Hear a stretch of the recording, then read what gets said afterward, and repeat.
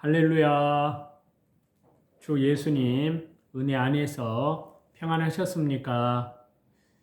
계속해서요. 요한계시록 9장 1절에서 11절 말씀을 보시겠습니다. 다섯째 천사가 나팔을 불매 내가 보니 하늘에서 땅이 떨어진 별 하나가 있는데 그가 무저갱의 열쇠를 받았더라. 그가 무저갱을 여니 그 구멍에서 큰 화덕의 연기 같은 연기가 올라오매 해와 공기가 그 구멍의 연기로 말미암아 어두워지며 또 황충 연기 가운데로부터 땅 위에 나오매 그들이 땅에 있는 전갈의 권세와 같은 권세를 받았더라.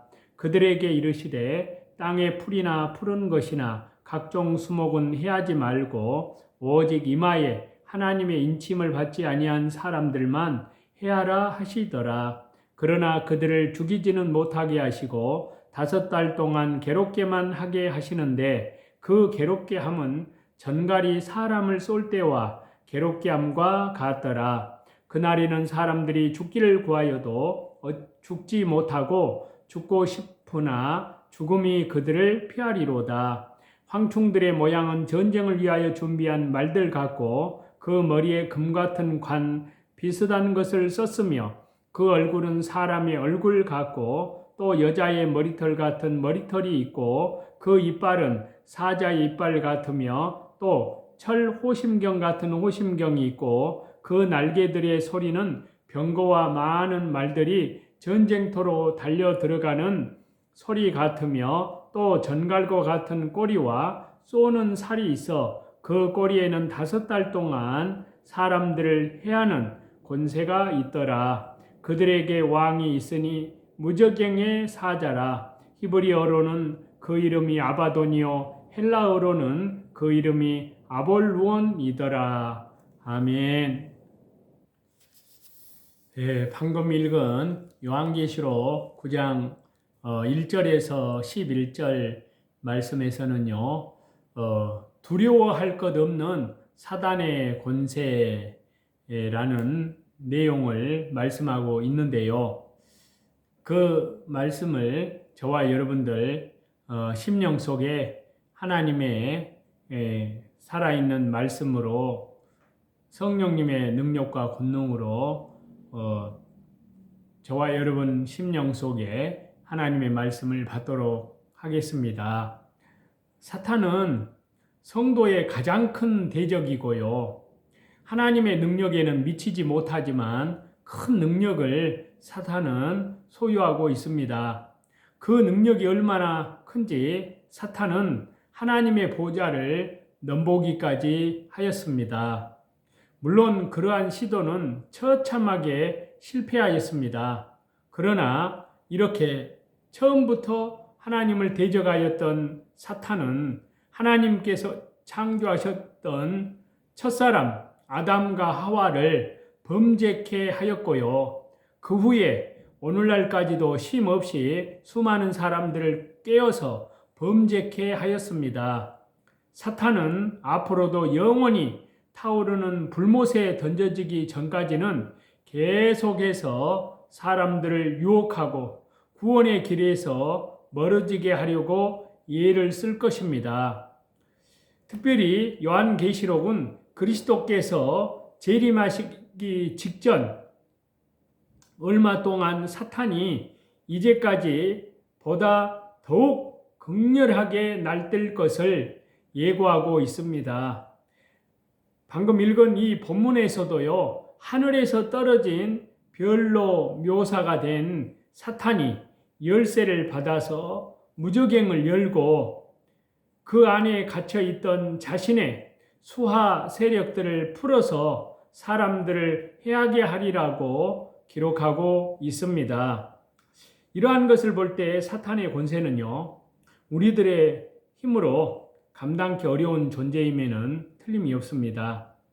그러나 성경은 이런 것을 볼 때요, 사탄의 권세는 참으로 우리에게 사탄을 피하거나 그에게 굴복하라고 성경은 가르치지 않습니다. 오히려 마귀를 대적하라고, 그리하면 너희를 피하리라고 야고보서 4장 7절에는 그렇게 말씀을 하고 있고요. 그래서 강력히 사탄에게 대항할 것을 촉구하고 있습니다. 그렇습니다. 사탄의 권세는 얼핏 강력한 것처럼 보이지만요, 실은 결코 두려워할 것이 없는 권세에 불과합니다. 그렇기 때문에요, 이제 사탄의 권세에 대해서 좀 더 면밀하게 좀 본문을 통해서 살펴보고요, 그리해서 사탄의 권세를 쳐 부수고 승리하는, 믿음으로 승리한 삶을 살시기를, 저와 여러분이 되시기를 우리 주 예수 그리스도 이름으로 간절히 기도합니다. 자, 두려워할 것이 없는 사탄의 권세는 첫 번째, 하나님의 권세 안에 있는 권세이기 때문입니다. 자, 본문에서 방금 읽었던 이 사탄은요, 스스로 무저갱을 열고 자신의 수하 세력을 이끌어내는 내용이 본문 2절에 나오잖아요. 그러나 사도 요한은 사탄이 무저갱을 여는 열쇠를 받았더라라고 1절에 그렇게 표현해서 말씀하고 있는데요. 이는 사탄에게 권세를 줄 만한 더 높은 권세자가 있음을 시사해 줍니다. 그렇습니다. 사탄보다 더 큰 권세를 가지신 분이 계십니다. 그분은 천지 만물의 창조자요, 절대 주권자이신 바로 하나님이십니다. 사탄은 이 하나님으로부터 지극히 제한된 권세만을 받아 일시적으로 사람들을 괴롭힐 수 있을 뿐입니다. 바로 이것이 사단이 가진 권세의 본질이고 한계입니다. 사단은 자의로 하나님을 대적하고 성도를 미혹하여 멸망케 하려고 합니다.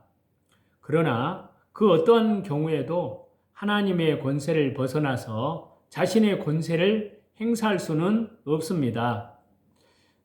저와 여러분, 우리 성도님들께서 사탄이 지닌 권세를 두려워할 필요가 없습니다. 물론 저와 여러분, 우리의 힘으로는 대적하기 벅찬 상대임에는 틀림없습니다.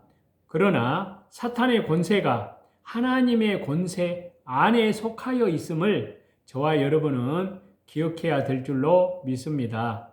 사탄의 권세가 하나님의 권세를 이기지 못하기 때문에요, 저와 여러분, 우리가 하나님의 보호의 장중에 있다면 사단의 권세를 두려워할 필요가 없습니다.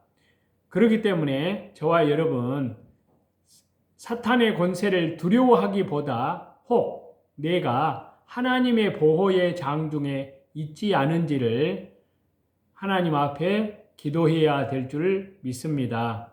그리고 저와 여러분, 우리가 하나님의 보호의 장중에 있음이 틀림없다면 기쁨을 가지고 믿음으로 담대하게 외쳐야 합니다. 시편 27편 1절에 보시면요, 여호와 하나님은 나의 빛이시오 나의 구원이시니 내가 누구를 두려워하리요. 여호와 하나님은 내 생명의 능력이시니 내가 누구를 무서워하리요. 아멘입니다. 자, 그리고 사단의 권세를 두려워하지 말아야 할 이유 두 번째는요, 성도의 영혼을 해할 수가 없는 권세가 사단의 권세입니다. 자, 사단의 도구가 된 고대와 중세의 군주들이 성도들에게 행한 악행은 실로 참혹하기 그지없습니다. 죽기까지 매를 치고 채찍을 휘둘러서 살점이 떨어져 나가고 피가 튀는 그러한 정도의 핍박은 오히려 평범하다 할 지경입니다. 귀나 눈 등 신체의 각 부분을 하나씩 잘라가면서 고통을 주기도 했는데요.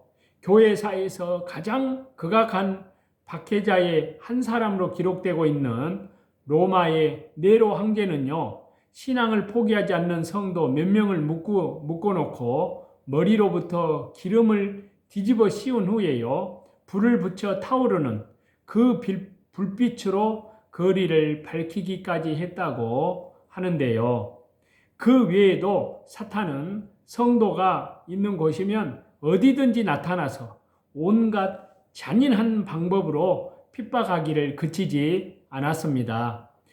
그러나 저와 여러분, 우리 성도님들, 여기에서 우리가 잊지 말아야 할 중요한 사실이 있습니다. 그것은 사탄이 성도의 육신을 괴롭힐 수는 있어도 성도의 영혼에는 아무런 해를 끼칠 수 없다는 사실입니다. 그렇기 때문에요, 그리스도께서는 성도들이 핍박을 당할 것을 미리 아시고 이와 같이 경계하고 격려하셨습니다. 그래서 마태복음 10장 28절에 보시면요, 몸은 죽여도 영혼은 능히 죽이지 못하는 자들을 두려워하지 말고 오직 몸과 영혼을 능히 지옥에 멸하시는 자를 두려워하라 라고 말씀하셨습니다. 실로 이 말씀이 천군 만마와 같이 저와 여러분에게 믿음과 담대한 용기를 주고 있습니다. 사탄이 아무리 핍박을 해도 결국은 우리의 육신만을 해할 수 있을 뿐입니다. 하나님께서 저와 여러분, 우리를 판단하실 때 보실 것은 육신이 얼마나 깨끗한가의 여부가 아니라 우리의 영혼이 얼마나 순수하게 보존되었느냐 하는 것일진데요, 육신만을 공격할 수 있는 사탄의 권세를 어찌 두려워해야 하겠습니까? 결단코 두려워할 필요가 없다는 사실입니다. 더욱이요, 그리스도께서는 요한복음 11장 25절과 26절에 이렇게 말씀하시는데요, 예수님께서 말씀하시기를 나는 부활이요 생명이니 나를 믿는 자는 죽어도 살겠고 무릇 살아서 나를 믿는 자는 영원히 죽지 아니하리니 라고 약속을 해 주셨습니다. 비록 저와 여러분, 우리의 육신이 사탄의 공격을 받아 해를 입을지라도 마지막 날에는 더 영광스러운 몸으로 다시 일으켜 주십니다. 그렇기 때문에요, 저와 여러분, 이 사실을 똑똑히 저와 여러분이 믿고 저와 여러분의 영혼을 해할 능력이 없는 사탄의 권세에 아무것도 두려워할 필요가 없습니다.